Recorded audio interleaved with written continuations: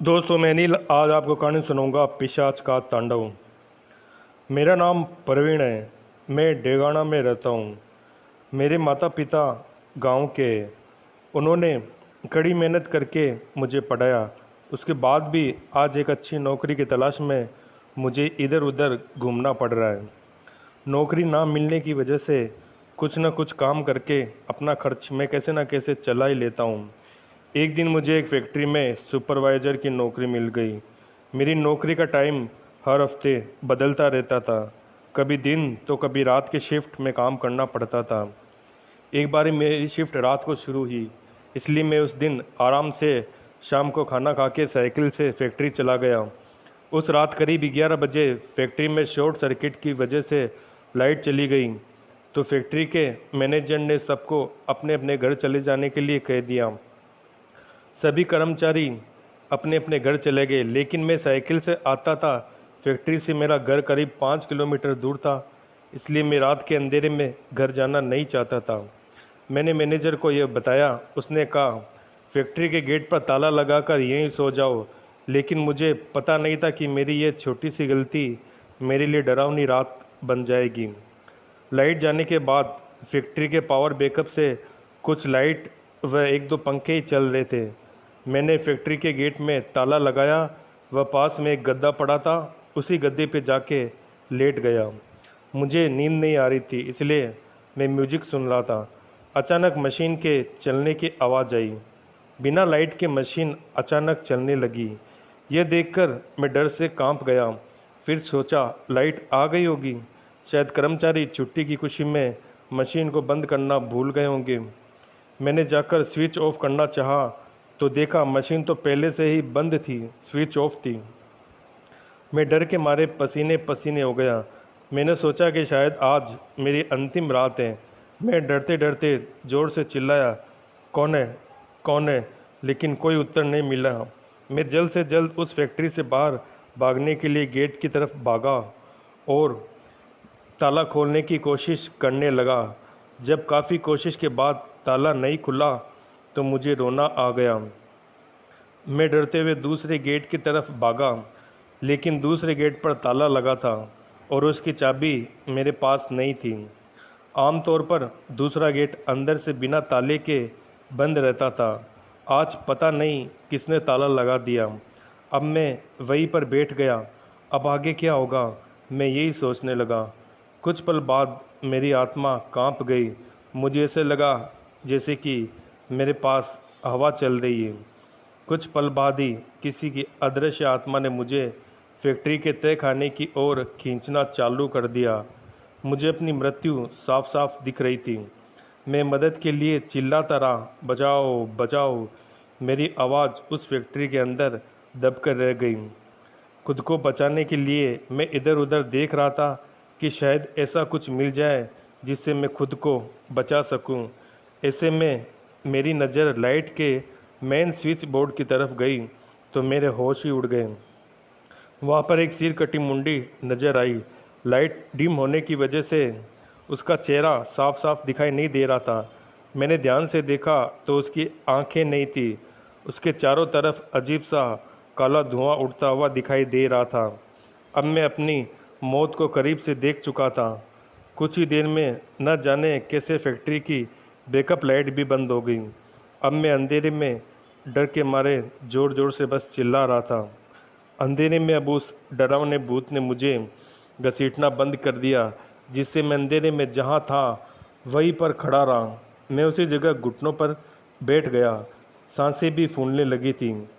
तभी मुझे ऐसा लगा कि मानो कोई मुझे फिर से घसीटना चालू कर दिया। उसकी बदबूदार गंध भी आ रही थी। यही सब चलता रहा। कुछ देर मैं डर के मारे बेहोश हो गया।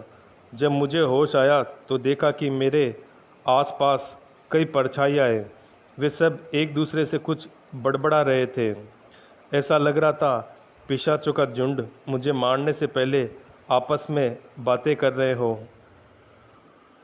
धीरे धीरे उनकी आवाज़ें और तेज़ होने लगी।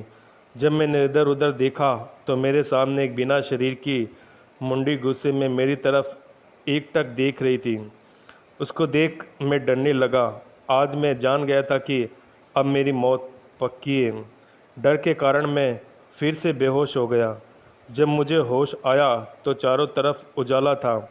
मैं फैक्ट्री के गेट के बाहर ज़मीन पर पड़ा था। मैं अपना हाथ पैर भी नहीं हिला पा रहा था। मैं वहीं पड़े पड़े अपनी मौत की प्रतीक्षा कर रहा था।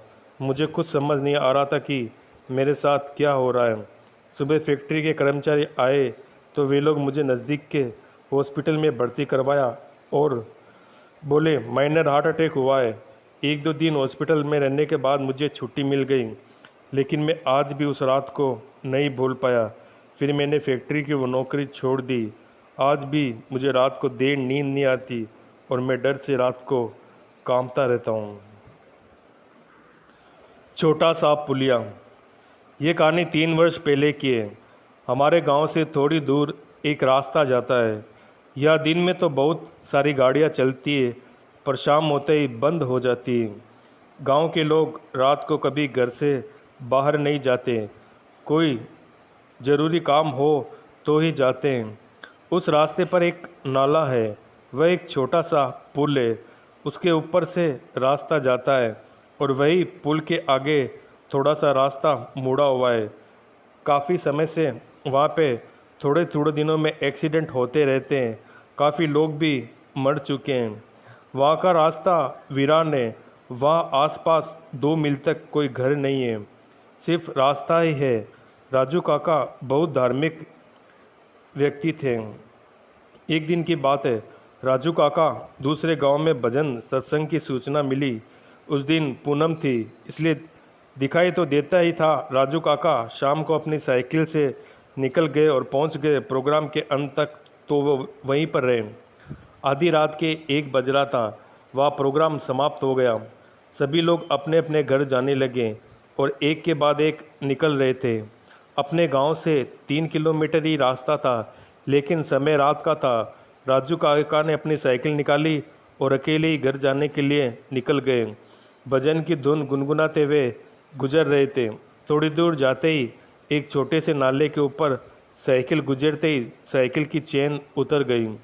साइकिल चलना बंद हो गई। वह आसपास देखा तो वहाँ कोई नहीं था। कुछ पेड़ व बस सुनसान रास्ता था। काका ने साइकिल खींचकर पैदल चलने का प्रयास किया, लेकिन साइकिल खींच ही नहीं पा रहे थे। राजू काका जितनी भी ताकत लगाते वे साइकिल खींच ही नहीं पा रहे थे। अब राजू काका डरने लगे, पर वो करते भी क्या, वो बहुत डर गए।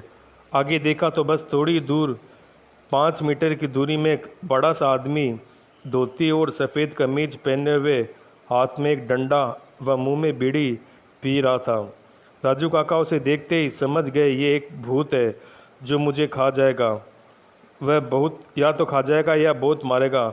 उसे देखते ही राजू काका डर से पागल हो गए। वो चिल्लाए और अपनी साइकिल छोड़ के उल्टी दिशा में भागने लगे। वो चिल्लाते चिल्लाते डरते गांव में पहुंचे। उनकी आवाज़ सुन के 1-2 लोग घरों से बाहर निकले। राजू काका उन लोगों के पास जाकर के गिर गए। वह गिरते ही बेहोश हो गए। गांव वालों ने उनको हॉस्पिटल में पहुंचाया। अगले दिन राजू काका ने अपने आप को हॉस्पिटल में पाया। राजू काका जब होश में आए तब ये सारी घटना उन सभी को बताई। वह उस सदमे से बाहर निकलने में राजू काका को लगभग 8 महीने लग गए। तो दोस्तों आज के लिए इतना ही। तब तक के लिए धन्यवाद। फिर मिलते हैं।